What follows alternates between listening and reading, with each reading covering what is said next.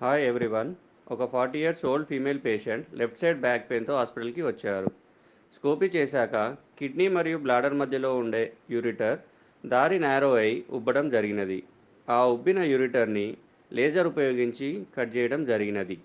దీనికి ఎటువంటి కుట్లు కానీ బ్లీడింగ్ కానీ లేదు. సర్జరీ తర్వాత అదే రోజు పేషెంట్ని డిశ్చార్జ్ చేశాము. Thank you.